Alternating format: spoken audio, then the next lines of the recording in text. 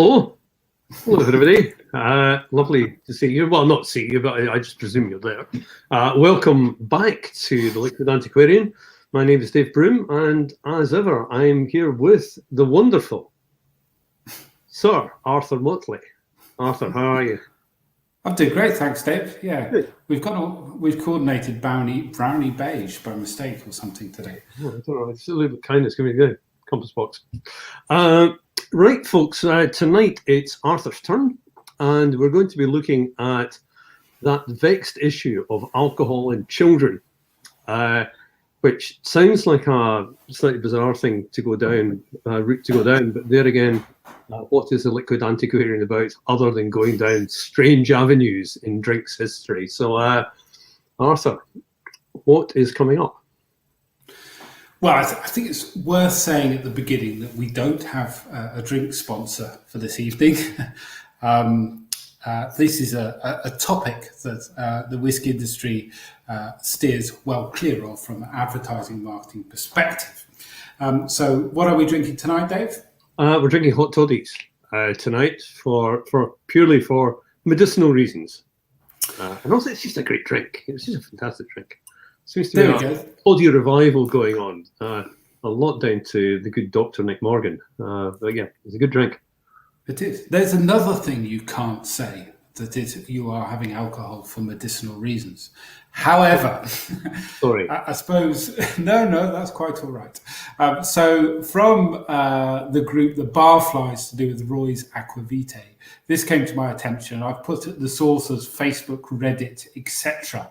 It's one of those things that kind of flew around the internet for a while. So a prescription from a doctor in America for whiskey, lemon juice, and honey for a cough. A tablespoon of honey and a teaspoon of each of whiskey and lemon juice. And you'll see at the top, Pediatrics, 1962. So presumably prescribed to a child, although the sourcing of that is a little less secure than some of the other things we would do on the Liquid Antiquarian. But I think that's a good reason for us to do hot toddy, and also because we would not dare to ask the industry for sponsorship of something like that, because there are very clear guidelines. You can read that at your leisure, but basically you cannot advertise to children. You can't put any alcohol advertising towards anything to do with youth culture. Even if you're going to market alcohol and advertise, you must be sure that not more than 25% of the audience are under 18 years of age. And basically, it is not done. So we are very much not advocating the use of alcohol for children. I should have checked this with you before, Dave, but you are shaking your head, so I am relieved. But where do you stand on giving champagne to babies? Oh, no, quite definitely not, because they start swearing and fighting and stuff. Definitely not. You just don't do it. It's just a completely daft thing to do. I've always found it kind of weird when even friends of mine kind of go, "Oh, I'm just giving my child some beer or some wine or something," and they think it's hilarious. And I don't think it's particularly hilarious. I think being brought up with a healthy respect for alcohol is a good thing.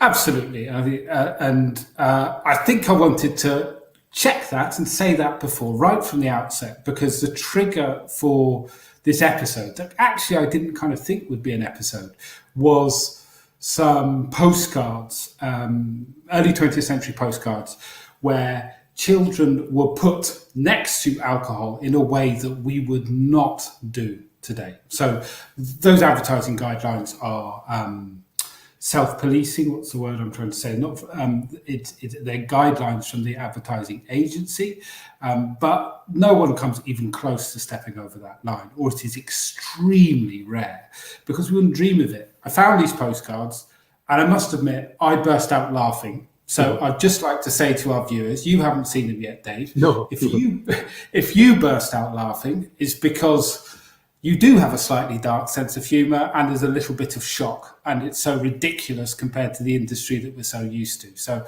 I'm doing a bit of preemptive arse covering for you there, Dave. Well, you have seen my preemptive arse before, so there we go. So those will come later. But I thought this discussion actually, I just wanted to answer the question for myself. It wasn't an episode. When did we stop giving alcohol to our children? And I thought there would be a clear path from some medical studies. My guess probably would have been late 19th century or mid 19th century, certainly by early 20th century, that showed the harm you could do to a child's development by giving them alcohol, and then that would lead to legislation from government. That's what I thought would happen. But I started at the beginning, the modern day, and I kind of fell at the first hurdle. So if we look at the right-hand side, this is from the NHS website. So if you look at the right-hand side, what the law says, the first few we know, this is UK-centric. I apologise for people elsewhere. We will refer to elsewhere, but it's quite complex. There's different laws in different places. But okay, so you can fine, arrest, or stop someone who's under 18 who's drinking alcohol in public. You can't sell alcohol to someone under 18. You can't buy it if you're under 18. You can't get an adult to buy it for you. Fine. Less people maybe know that if you're 16 or 17 with an adult, you can drink but not buy beer, wine, or cider with a meal.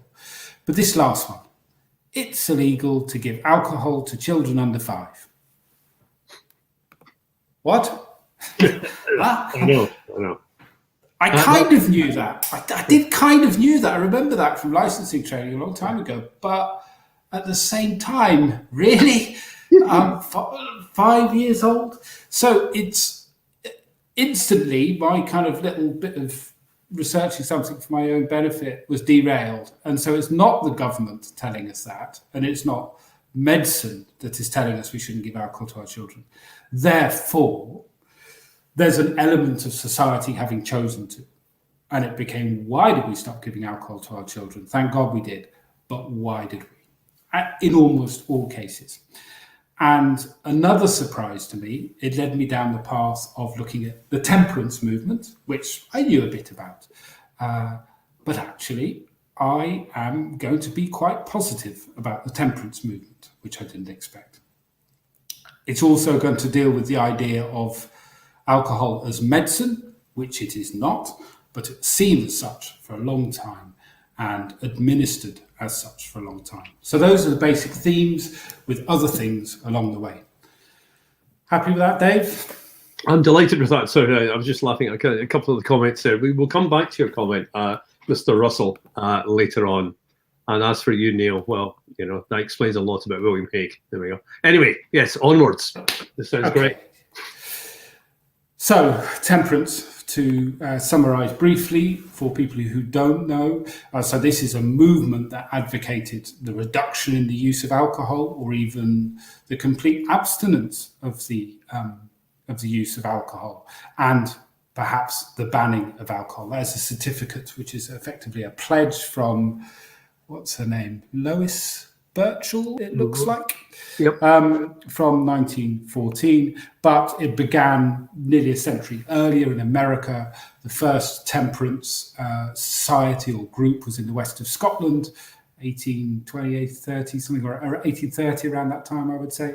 But it was a huge movement and not one cohesive movement. There were lots of different organizations, lots of different branches, and as I say, they had different goals. They wanted different outcomes. It might be a short pledge or a long pledge, not drinking yourself or never being associated with alcohol or serving alcohol, total prohibition, or just the reduction in the harms of alcohol within society. And there's a huge amount of material as well. So these just left to right, that's a German postcard from 35, quite abstract.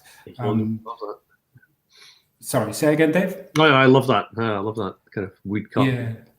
Yeah, really beautiful style. Then a really heartbreaking one in the middle that you see sometimes in painting form, but this is kind of in pencil form, of a studious child being interrupted by his presumably his drunk father coming home. We don't know about the mother, but she doesn't look happy. Very sad. And then on the right, a staged one from France, where it feels quite staged. But again, the same theme, a mother and a child. And a father at the bar, presumably drinking the wages, and she's trying to pull him by the hand. That's from 1903. And of course, America, we think of temperance, we think of prohibition. These are earlier than prohibition, 1905 on the left, not postmarked on the right, actually, I'm not sure. But there are visual themes emerge in a lot of these postcards or art and documents. And in America, it seems to be the snake inside the bottle of rye. You can see it in the shadow on the one on the right. Although that's not to say, I wouldn't want to lead you down the path of thinking that, yes, alcohol is discussed as a poison, but it's not as medicalized a problem as you might think, which was one of the discoveries. We'll come back to that. But I suppose one of the mindset that I had slightly changed as I went through this research was, and I think maybe a lot of people think that temperance was either a success or a failure. Did they ban it or did they not manage to ban it? And actually there were successes in there that we take perhaps for granted. So the actual banning of alcohol or prohibition, this is not an exhaustive list, but countries on the left, United States, 1920 and 1933, but have other countries that have had various prohibitions. I must admit, I took this one off Wikipedia. So, and then on the right, some localized prohibitions. Some I knew about, some I didn't. So the three bottom ones are Kirk-and-Tillich up to 1967, Dave. Yeah. I didn't know that. And Stromness. A lot about Kirk-and-Tillich, you know. Yeah. Stromness up in Orkney and Wick up in Caithness, right at the very north of mainland Scotland also.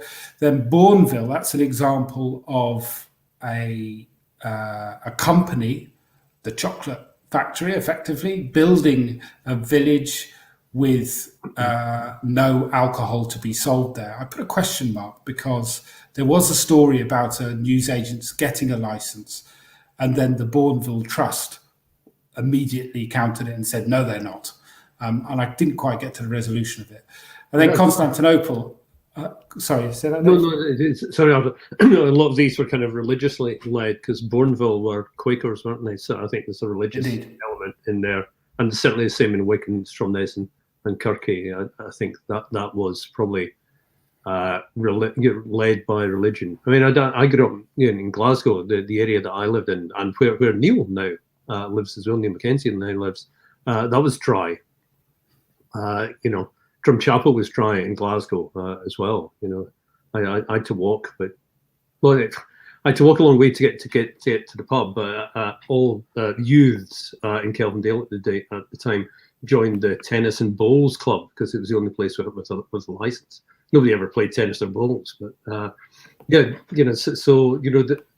there are still dry areas in Glasgow to the best of my knowledge. So there are elements of prohibition still around. Yes, absolutely. And I that last one that I didn't mention, what was it? Oh, Constantinople. So a chap called Murad IV, who was the ruler there. I'm trying to think what they call a ruler down there, but in the Ottoman Empire. But he was pretty anti-alcohol, it seemed, because he put a prohibition in Constantinople. And even though he was the ruler, he used to apparently dress up in disguise and go around and took it upon himself that if he saw anyone breaking his law, then he would behead them. But equally, he died of cirrhosis. According to sources, I couldn't get into the history of the Ottoman Empire with primary sources on that one. But anyway, so temperance is not either a success or a failure now in my mind, because obviously this is leading down the path that they did a tremendous amount of good, especially when you look at the harm that alcohol can do to children in society and also to their to their health.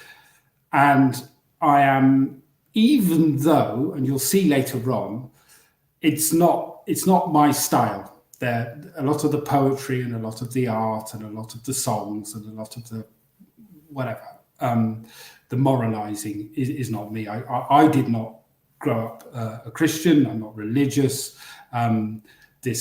Obviously, I work in the booze trade, so we're not natural bedfellows. I mean, you and I, we work for, we play for a different team, FC Poison, and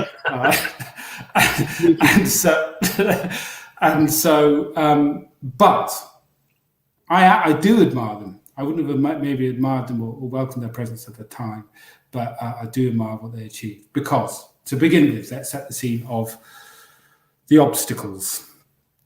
So here's a graph of publican spirit licenses per 1,000 people. All we just need to see is that it's gone down significantly. So in the 1830s, nearly 73 per 1,000 people, 1930s, 12 per 1,000 people, 10,000 people. And that's by a census record, man, woman, and child. And I would dare say in the 1830s in Glasgow, in Edinburgh, there was a huge amount of unlicensed drinking also. So, and this is in Scotland, I should say, also. Consumption of spirits per person per annum, proof gallons, same source, 1830s, 2.55 gallons of proof spirit, just spirits alone, going right down to 0.35 in the 1930s. I don't have data of what happened afterwards. I suspect it probably went up a little bit in the 20th century at times, but that's Scotland. If we think of Scotland being a fairly drunken place compared to the rest of the world, if you want to talk relatively, it certainly was then. Did you twitch at that, Dave? Were you about to defend your homeland? You saw that? Yeah, I did. I'd like to see you try. Yeah. I'm almost ready for a hot toddy. So I think I'm gonna get you to read something in a second while I make a hot toddy. I've got my little accoutrements here. But so there was a problem. I'll show later on how children were not just around drink, they were also drinking. And the obstacles that they had were all pervasive in society, really. It wasn't just people going off down the pub. It was people drinking at work also. So from the clergy to the legal profession to the politicians. Now, those are three people who have a big influence on society if you want to change laws. To the soldier, to the policeman enforcing the licenses. There was drunkenness throughout the working day of these people, and going right down through many, many professions in society. So there's a book with an incredibly long title. I think we need to almost do a compilation of the longest titles of these crazy books we read there, because this one I can't even, I mean, it's longer than the quote itself. But it's from a prominent, an early prominent figure in the temperance movement, John Dunlop. And it is basically a book where he goes around various professions, and he's talking about he's talking about how the alcohol is just part of that working day, and about how there are fines and roups. Is that ROUPS? Roups, I think. Right. There's a signing on fee. There's all sorts of things, and all these things are payable in drink. If someone drops a tool, you've got to buy everyone a drink. There's a bottle of whiskey under every workbench, all that kind of stuff. This is just one profession. And while I make a hot toddy, we can listen to your voices. There you go. Right. So this is the sawyers.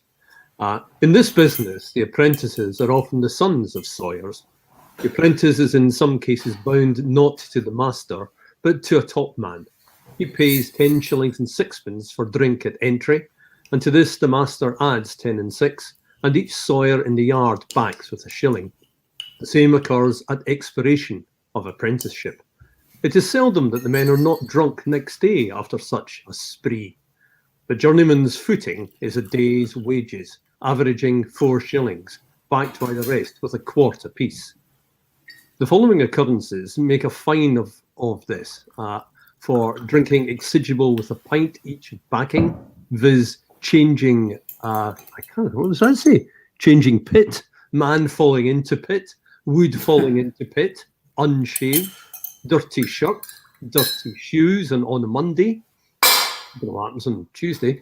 I've been informed that the smallest fine often causes the men to spend towards 5 shillings apiece, because the fine is imposed for the express purpose of starting a drink.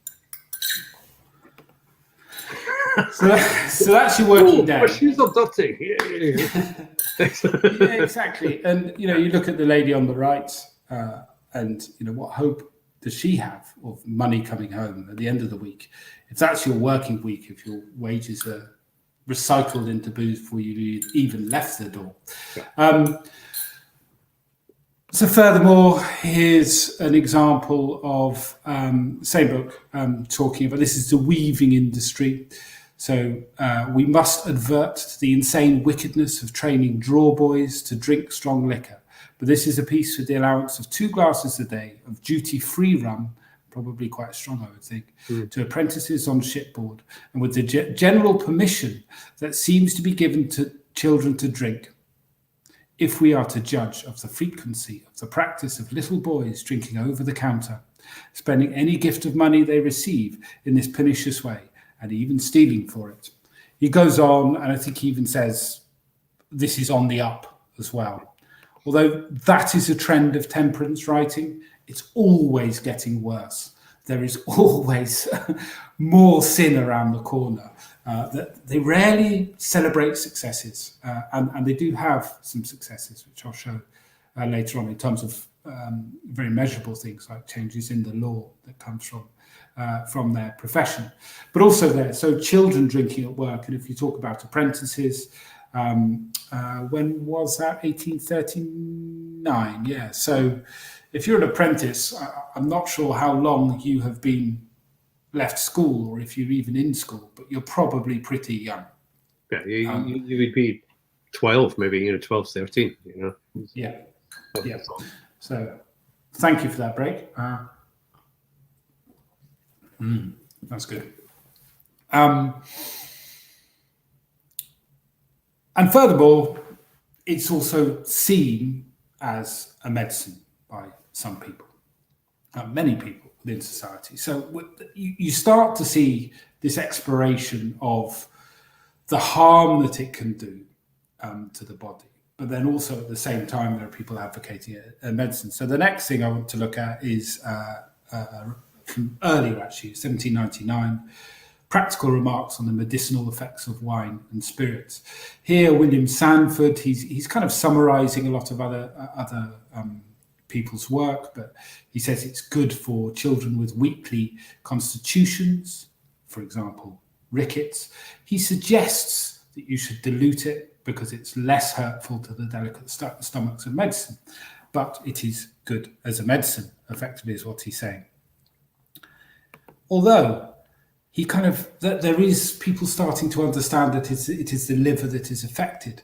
That they talk a lot about bile in those days, and the stomach. The stomach is very much the focus of one of the focuses of health. Keeping a healthy stomach, and everything kind of feeds into the stomach. Much less discussion of the brain.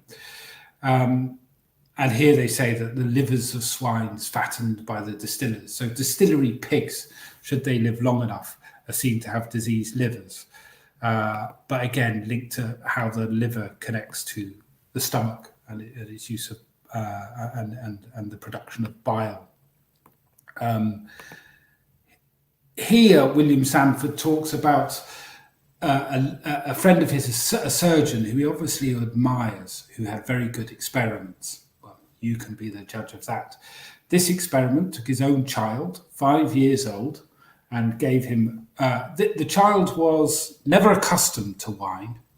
He was 5, but he was 5, but he felt the need to clarify that. A late starter, yeah. Yes, so he gave him a glass of sherry after dinner every night, his own son or daughter, he doesn't specify, for a week. And then another child of similar age and circumstances, he gave an orange after dinner. And he measured their urine, their stools, their body heat, their pulse for that week. And then for the second week, swapped them around. And he thought he could see a measurable benefit to not taking alcohol. However, there's another story that Sanford recounts, which I haven't put up there, which is a woman that he's met who he seems to be spending a bit of time with. The woman has another child, similar age to the one just described, and she's giving the child a glass of port every night. He says, why don't you give her laudanum? She says, because my child is not sick. She's shocked. What? My child is not sick. Why would I give him laudanum? And he says, it's a bit of a kind of gotcha. He describes it with great glee, how he's caught her out. But why would you give your child alcohol if your child is not sick? So Sanford and the doctors that he respects and the work that he's reading says, you can give alcohol to a child, but only as medicine, which actually, see later on, is actually not too dissimilar from some 20th century attitudes. But kind of that's where we are at the very end of the 18th century with them. He also says, that's right, he also says, you shouldn't give wine to a child as a reward because that shows the wine to be valuable. I mean, you could just swap the word wine for sweets, couldn't you? That's how we talk about sweets, some parenting guides. So it's strange and it's all mixed up, but you see it. And his from the Inverness Courier in 1818, a cure for the ague, is that how you say it? I read it, ague, yeah. So which is a kind of sweating, tremory, feverish kind of thing. We would call it, I suppose, a fever. So as in the newspaper, this writer says, what do we give him? A certain cure. Bed before evening, 1 tablespoon of flour of brimstone in a glass of white wine. Immediately after the fit, when perspiration comes on, 1 ounce of Peruvian bark and 40 drops of laudanum mixed in 1 bottle of port wine, which must all be taken, a wine glass full at a time, before another is expected. Half the quantity is sufficient for a child. Port, white wine, and laudanum. Yeah, exactly. But then there are medical studies. It's a bit later in the 19th century, about halfway through. So this is starting to see a link between damage to child and from parent. But there's a lot of discussion of idiocy or insanity and the possibility that it's because the child was conceived when the parents were drunk, rather than the damage that just psychologically that having drunken parents, which we would all understand now, which is very sad. But they're pretty, they're saying the habits of the parents of 300 of the idiots were learnt, and 140 of 145, nearly 1/2 were known to be habitual drunkards. And if you're a habitual drunkard in 1854, that's pretty drunk by our standards, I would say. Yeah. But later, now we come on to temperance. Later, we'll see a lot of publications to do with temperance. But there's this medical understanding, but it doesn't seem to be particularly prominent. And the temperance movement that I see as this trigger for change from the people, effectively, they see it as a moral imperative, as a religious imperative. It is to reduce sin. You should abstain from drink because it is sinful or it leads to sin. So this is much, much later. This is 1929 from a publication you'll see later, The Advisor. It is becoming quite the fashion these days for speakers on temperance platforms to tell us that this reform is not now a religious question. Even the moral viewpoint is kept in the background. It is only a few months ago that a speaker in an alliance meeting said they did not want any praying business there. It is now, say they, an economic question, a subject for medical scientists. Industrial efficiency and commercial progress are said to be the winning cards. In answer thereto, we rejoice greatly in the coming of these witnesses to condemn and displace the traffic of alcohol. We will use their evidence for all it is worth, but we do protest against the minimizing and hiding of the moral viewpoint. So there are these discussions of alcohol doing damage to the physiology of not just children, but adults. But it is very much a moral and religious crusade. Happy so far, Dave? Yeah, happy. I was just going to throw in one thing there. Sure. Just thinking about temperance movements and stuff. The temperance drive by Father Matthew in Ireland in the middle of the 19th century was one of the reasons for the closure of a huge number of distilleries at that particular time. It really changed the landscape of Ireland completely. And also, I mean, you think of the abstemious nature of Presbyterian Scotland as well. So they were powerful motivators for people. Mm-hmm. Absolutely. Yeah. Let's look at some of the material and some of the language in the imagery. So this is from Temperance Monthly. So darkness and light, I think, is a pretty good summary of that. So showing on the left-hand side the pubs were the dangerous places. The woman looks unhappy. The child is crushed. It looks like there's a fight about to break out. Yet on the right, we have children smiling, looking healthy. A lot of women there in the background also. So it's a fairly decent summary. I'm looking at some adult. Temperance Monthly was an adult temperance publication. We're going to move on to some geared specifically towards children that I found particularly interesting. But in the adult ones, they would provide a lot of stats about how they're getting on. I'm not going to delve into these too much. I do like a graph, but they're fairly... I couldn't quite trust some of the figures, basically. That there's a lot of propaganda within these. But as you see, they will report what's happening, which I think is mostly bad news. Also notice revenue from the liquor traffic, also on the right-hand side. But a lot of the imagery is very interesting also, so patriotic. So on the right-hand side, it's a crusade. It was a crusade to them, and there is imagery of the Crusades.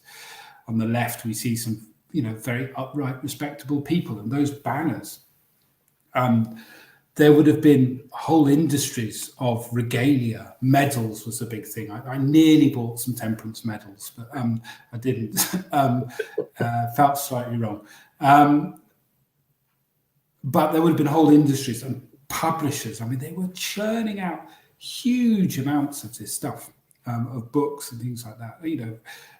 We'll see some later on. They would have had circulation of 250,000 copies, and that would be just one branch, and there would have been many, many, many other branches publishing all the time. This next one I put in, actually not just that as well, we're getting tea and coffee houses as well, providing an alternative to alcohol in a place to socialize. Those would have been fashions that would have been greatly helped by the temperance movement. I put this next slide in. It kind of sums up a few things about temperance also, but this one goes out to all the homeschoolers out there.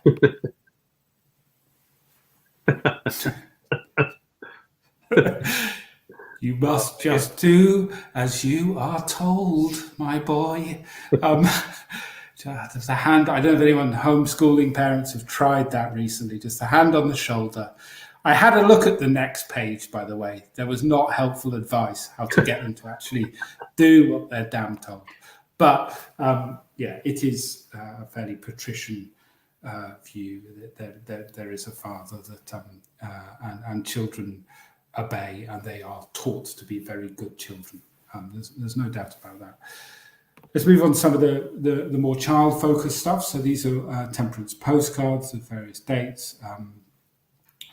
So, in fact, as well as two, this is from the Temperance Friendly Society, the Independent Order of, I'm going for Rechabites.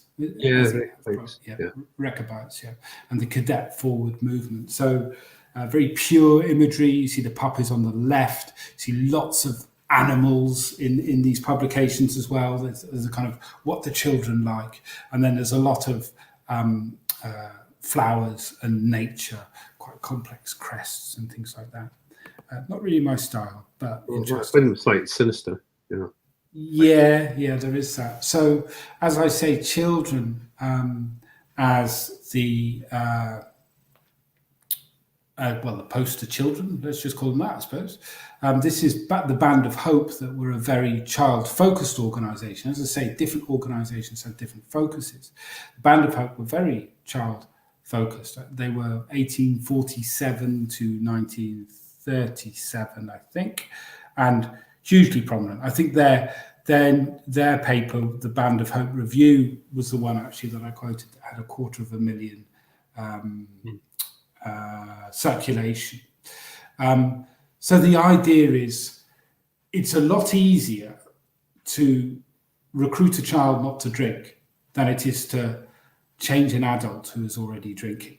So it's not necessarily, and I've read a lot of their texts now, it's not necessarily, in fact at all really, they're saying you better not drink this, else you will be very unhealthy when you're older. It is, you will be immoral. So they are trying to recruit them not to drink rather than to save their health, to save their souls perhaps. And they would do this in a number of ways.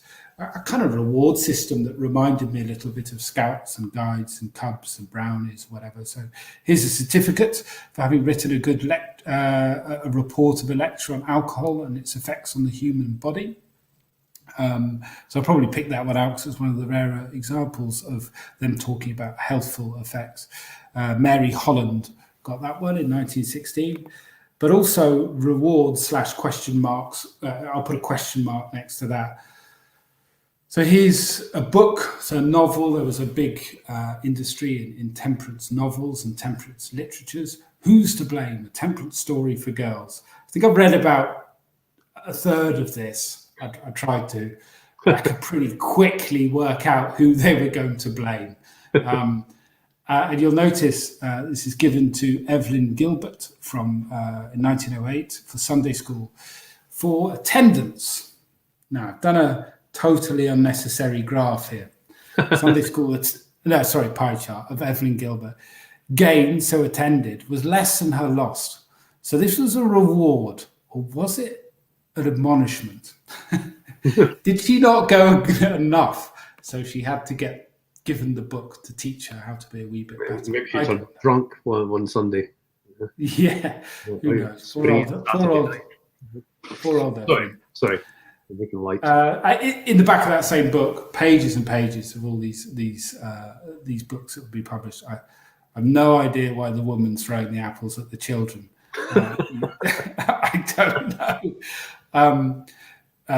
What have we got? Telltale Tit, That Dreadful Boy, Those Queer Neighbours and Other Stories by W.M.J. Forster. So huge amounts of literature. We can think of it as propaganda. It was, but for ultimately a good cause. Another more of a kind of annual format, I suppose. The Advisor, this one that I quoted from before, published in 1929, and again you will see here images of the outdoors next to a competition for finding scripture references to drunkenness. But lots of images of that, trees, flowers, animals, animals from around the world, news items, things like that. And then in and amongst it, elements to do with the morals of drinking and remaining or abstinence. The outdoors. So this is a kind of, I forget the name of the group that came up with this, but excuse me, I'm having a sip of toddy. But so camps, effectively militarized organization, effectively Boys Brigade style, but it wasn't the Boys Brigade, to get outdoors, to learn discipline. that kind of thing. But coming back to this is, I suppose, what I want to talk about, achievement a little bit, and the positive force. We know that alcohol does a lot of harm to children, not necessarily because they're consuming it, because they're in a frightening house where someone has a drink problem. That is still true today, unfortunately. And this must have provided safe spaces for an enormous amount of kids. Activities that they could do where outdoors as well, and a positive influence on a lot of kids' lives. Furthermore, it was primarily a working class movement, and it would have been tremendously empowering for certain people within that working class movement. It would have provided them a new network that broke through some class boundaries that in England and Scotland were rigid for a very long period of time. If you were a temperance factory owner or lord or magistrate or whatever it might be, your relationship with your very moral, worker suddenly has changed, because he can participate in these very organized structures, political structures, really, and contribute greatly. And you see people who rise up through these ranks also. So it's not all who came from a working class. And also, if you look at that laird or magistrate and you believe very fervently in temperance, how has your relationship changed to that drunken member of the so-called same class? And suddenly you're maybe looking with more affection at this person beneath you or below you. So I do think it's probably an engine for social change and class change also. And I picked out one example of that. Mr. Tom Honeyman. So Thomas Honeyman, in the 19th century, he was a railwayman, so pretty humble job, but he got involved in temperance. He was very passionate about it. He rose up through these ranks to, I forget the name of the group he was, the Templars, I think it was, and got to speak and be a big advocate, and actually got to lead a large group of temperance people. His son may have grown up very different, but this is Dr. Tom Honeyman. He went to study medicine. He practiced as a doctor in Glasgow, but then he left and went to London to be an art dealer. He also lectured a great deal on temperance and was an enthusiast of temperance. He left to be an art dealer, and he came to be the director of Glasgow Museum of Art and Kelvin Grove, I think. And he acquired this, what's it called now, Dave? The Cross of St. John. Christ of St. John on the Cross.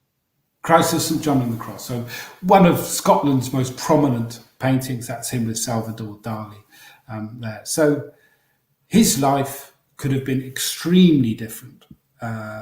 His father's certainly, had it not been for temperance. I knew Tom Honeyman. You did not? Yeah, he was a friend of the family. He went to the same church as we did. So. That's amazing, Dave. Yeah. He sounded like quite a guy as well. Lovely man. Obviously, I was just a wee boy, but he was a lovely man. And buying that painting was seen as quite a risk as well, apparently. It was hugely controversial at the time. Mm-hmm. And now, and quite rightly, it's greatly loved. Yeah. I never expected to see him pop up there. So sorry. No, that's a great surprise. But they also had the successes of legislation as effectively a pressure group. So I don't want to dwell too much on these, but the Ford-Mackenzie Act was a big one. So closure of Scottish pubs on Sundays and 10 p.m. closure on weekdays, making it illegal to sell alcohol under 13, and et cetera. What I want to focus on there is the 1908 Children Act. So now we start to look at, well, what difference did it make, I suppose? So this is a postcard referring to the Children's Act. So it's postmarked 1909 from Blackpool. So this was the Act. In fact, I've got the details of it there. So it actually says you can't give alcohol to a child under the age of 5, any intoxicating liquor, unless you're a doctor, in which case it's still okay. And this is about the fact that kids can't go into pubs. So this is what the Blackpool postcard industry thought of that. It's all a bit of fun, now the publican has to go outside and play marbles with the kids who don't look in a great shape either, while the adults drink indoors. So I'm starting to go into this weird period where there are hundreds of thousands, millions of people taking pledges of temperance. I'm confident with millions, actually. Yet the medical world and society also just seems to kind of be ignoring it, and legislation is there, but people seem to be ignoring it to a certain degree. So here's an example of this: the BMJ, the British Medical Journal. It's not the writer of the article is not listed, so it's almost like an editorial, I suppose. I'm going to summarise, but again, there's this discussion about, does it make a difference to rates of idiocy and lunacy if parents are drunk when they conceive, and they track births relative to New Year, Carnival, or vintage. This study was in Austria, and then they did an experiment about, or he summarised an experiment giving alcohol to school children and then drinking small amounts of school children, and they did actually notice that the results were a little bit lower, even though the ones that drank slept a little better than usual the night before. But then he goes on to talk about the fact that school children drink more in Holland, Austria, Germany, where they drink beer, wine, and spirits, especially Vienna. And he says it's a shame we don't really have data. And then he concludes the article. I assume it's a he. And I've not cut this. This is the last line of the article. Let the galled jade wince, our withers are unwrung. Let the galled jade wince, our withers are unwrung. Couldn't put it better myself, really. Yeah. So I looked it up. It's an obscure quote from Hamlet. It basically means, the old horses. It's something about an old horse and let sleeping dogs lie kind of vibe, but not exactly taking it seriously. And that was 1909, I think I said. Now let's look at some of these postcards. So the one on the left. I'm not allowed to laugh. It will happen. First, whiskey feels frisky, the one on the left. And then on the right, if father won't send for a bottle of 4 Crown, I will. So that's amazing. 4 Crown was like Buckfast and there's Buckfast and Lanlick, 4 Crown and El Dorado were the really, really cheap wines and fortified wines, which alcoholics and young people drank in Glasgow when I was growing up. Anyway, there you go. Not quite that young, but I know where it's coming from. That was a target market. Proto-Bucky, is that what you're saying? Proto-Bucky. Okay, cool. So here's another one, also English. So the one on the left, we've got a little Scottish lad. He's Scottish, Dave. You get that? How could you tell? I realised that. Yeah, postmark 1915, so the First World War is going on. Father says he must have munitions, more munitions, and still more munitions. The one on the right, I think, is just a delightful illustration. I really do. That is beautiful drawing, I think. Unfortunately, it seems to be a 6-year-old boy who already has a beer belly. He's drinking so much beer. But if the ocean was beer and I was a duck, I'd dive to the bottom and never come up. I don't know. he seems West Country to me. I've got no evidence for that. Now this one, postmark 1926. Yeah. So this is not an advert. I would say that very clearly. This is not an advert. Joe, it's not an advert. It's not an advert. So it's a bottle of Johnny Walker Old Highland, which and what a beautiful bottle it is too, I must say. Next to a feeder, a child's feeder, but not just a child, a baby, of course. There's no implication that the whiskey is going into that feeder, and I think the joke is you begin sucking on the teat of a feeder and you end sucking on the bottle of whiskey. I think that is the joke. This one, brace yourself, brace. Jesus. Yeah. So this two postcards with a bottle of Dewar's, 1909. Oh my God. Yeah, it's Dewar's, but it is not an advert. I mean that quite seriously. I'm not saying that this is not lawyer arse covering. It's a comic postcard, and they've used what bottle of whiskey is around, I guess, rather than Dewar's thinking this is a good way to market their product.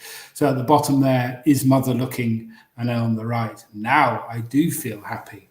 The baby actually on the right, they've managed to capture it looking like a bit of a, it's even got the pointy finger of, do you know what I mean? It's like 10 minutes, as you say, probably getting a bit sweary and a bit aggressive. So those are not funny. Those are not funny. But people were finding it funny back then, enough to do a print run or a series even of a postcard. Now this one, Dave, this may hurt your heart. Jesus Christ. So, firstly, I have to say, this is, as far as I'm aware, an unknown bottle of Lagavulin. I've never seen this come to market.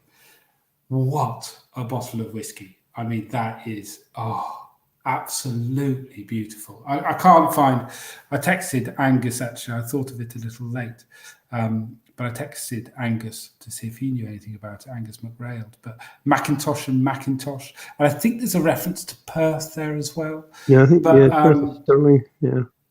Sterling, that's it. Yeah. Sorry, Sterling, you're quite right.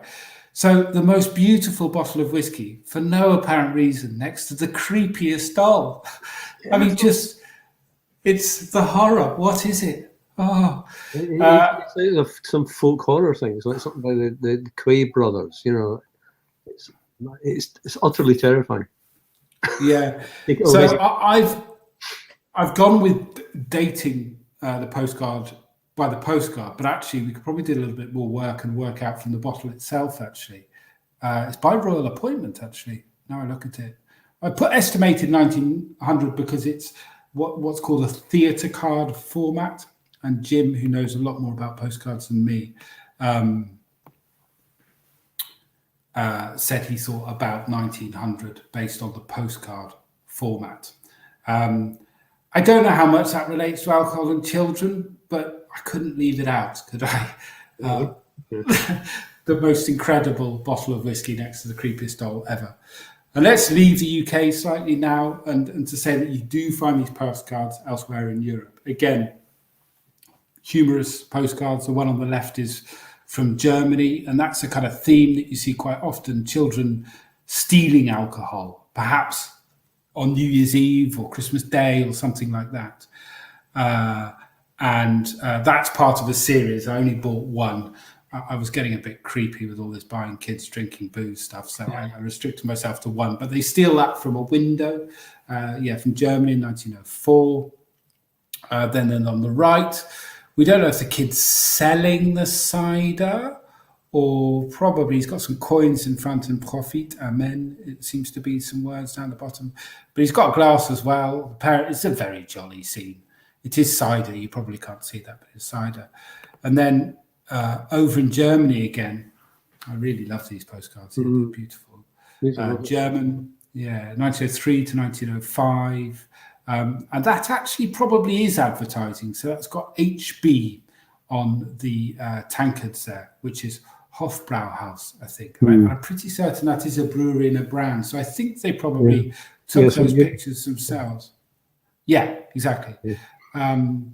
And there's, I don't know about these ceremonial hoods and the capes as well. I asked a pal of mine to see if he could do some research in German, but he hasn't come back to me yet on that. But beautiful postcards. They're having a little bit of a beer party, and actually you see those around quite a lot as well. Now to champagne. I said there weren't so many examples of advertising, but there are some. So this is a series of 4. It's a series of a lot more. I held back. I bought 4 of the series to get because I think it's a series of 12. And anyway.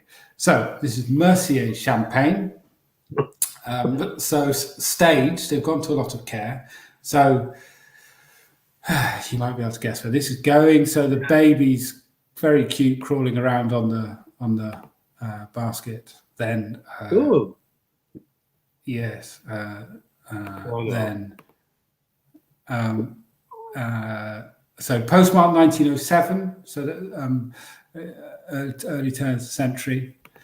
And Dave, we've just got to hope that baby's asleep. God.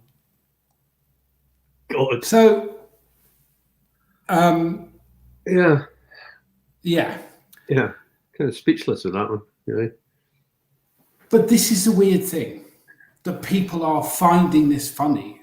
They are, it was a very commercial business, printing postcards. There were brilliant companies that were doing quickly with excellent photography. That was a good good photographer who took that.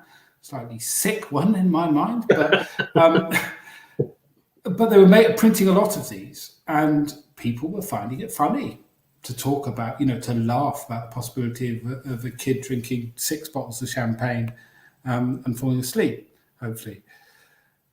And I want to get away from this. But that's just the French. They're like that, aren't they? The French. Oh. It didn't seem like we were that much better. I haven't got a date on that one, but it would be later, I would say. He looks a bit like Enoch Powell.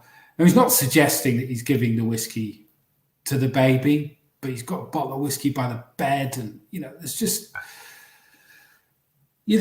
alcoholism is funny. It's not funny. It's shocking if you've got this dark sense of humor now, and you can maybe laugh at it, but it's just weird attitudes. Yet at the same time, this is well after millions of people have taken a pledge of abstinence.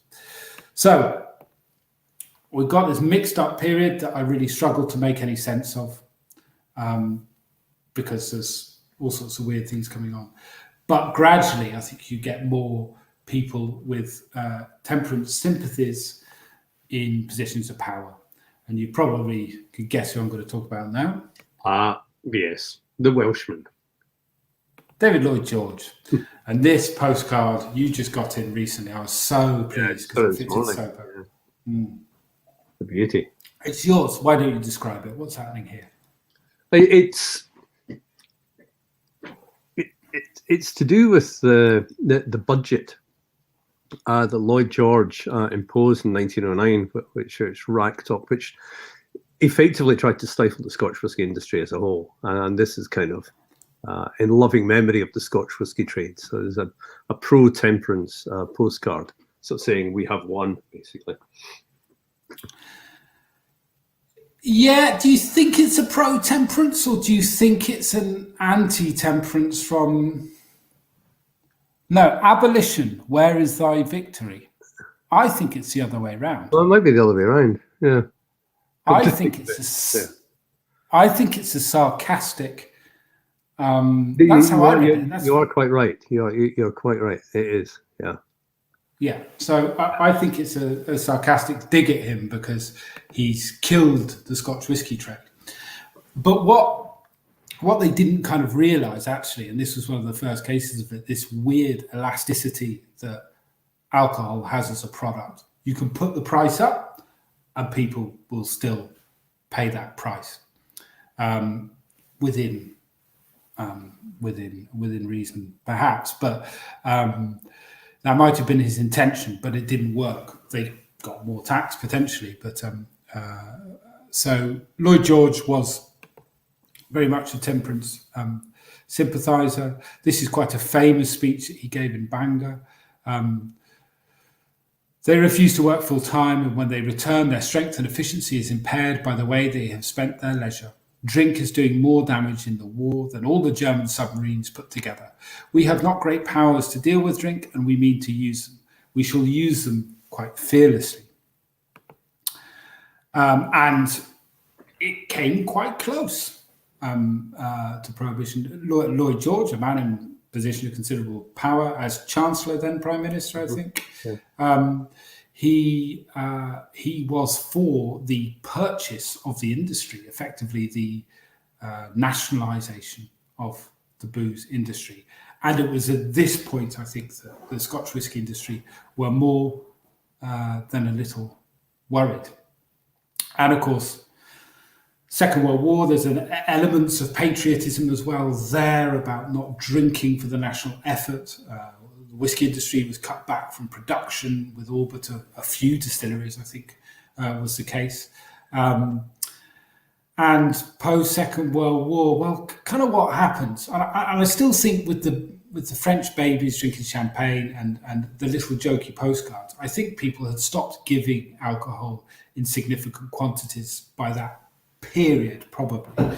And temperance was starting to have an effect within society as drinking happened less in the workplace, etc., etc.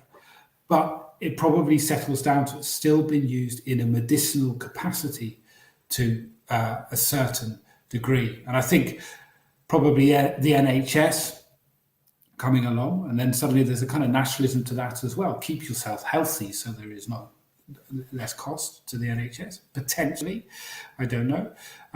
But also the health visitors and the systems that the NHS brings that is able to spot problem drinking a little bit more and advise against it, not in the same way that we would do now. But then in particular, of course, liquid paracetamol or liquid painkillers. Calpol was 1959, I think, and alternatives because, well, you have a daughter, Dave, and it's a tough job being a parent at times, especially when they're in pain, when they have colic or when they have toothache or when they're teething or something like that. And you have to kind of remember it in the context in terms of medicine that people were looking to ease the pain of their child also as well in terms of administering alcohol. I grew up in an era where there was an alternative. Having said that, there was the weird story of gripe water, which kind of continues. So I've put a slide up there. So it's probably named after the gripes, which is a 19th century name for effectively gastroenteritis.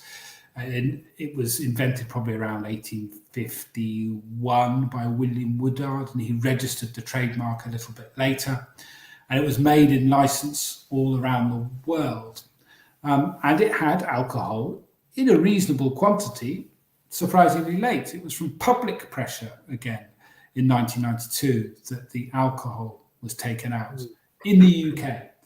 But elsewhere, in some places, it still has alcohol in it, such as South Africa.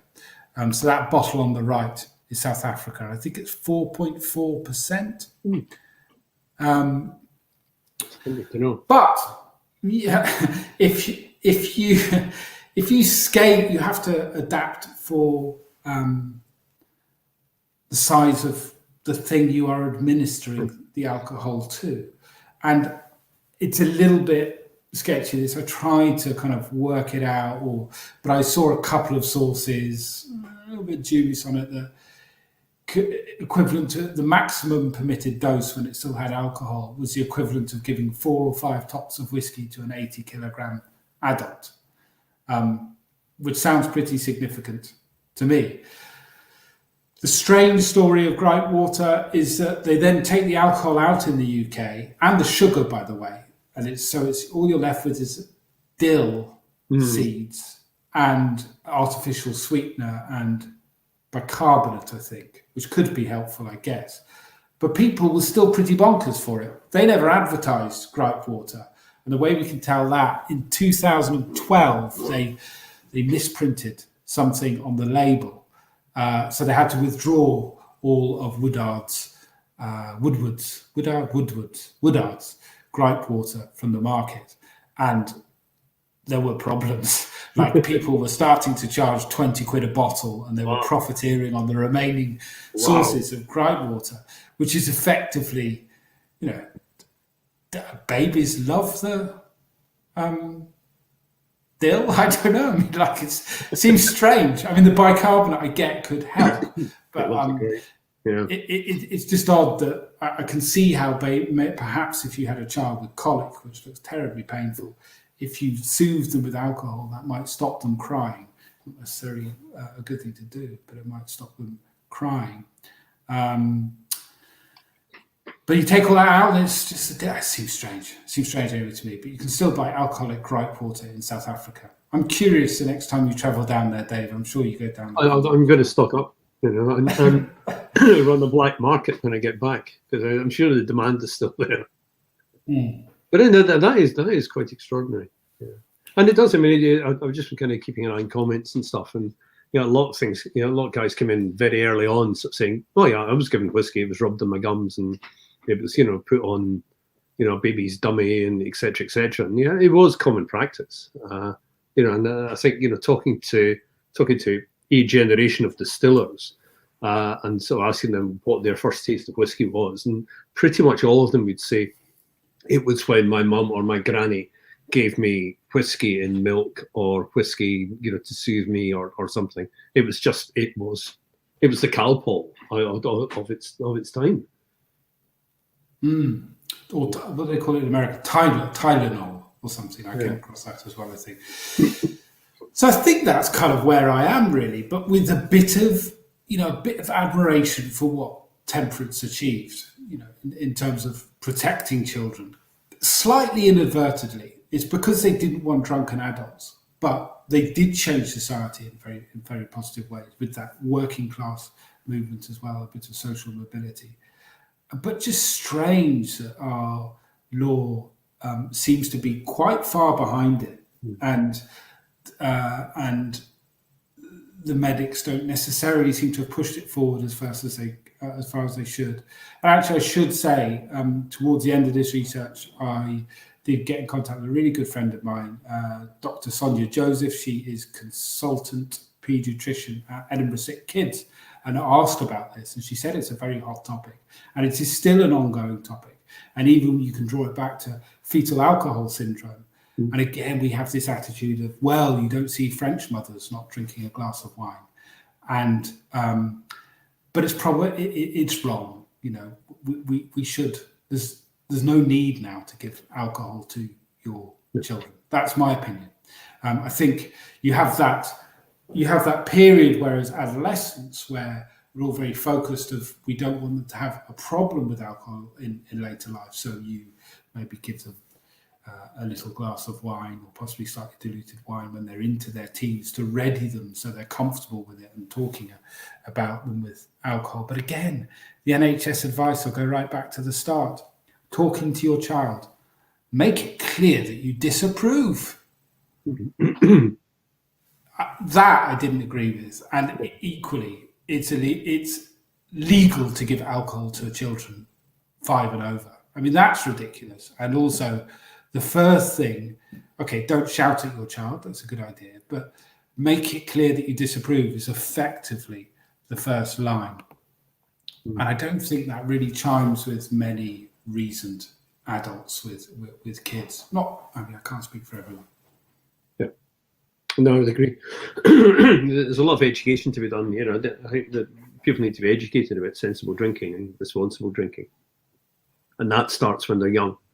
And I think we're very bad at not doing that in this country. So it's still seen as being this kind of great allure.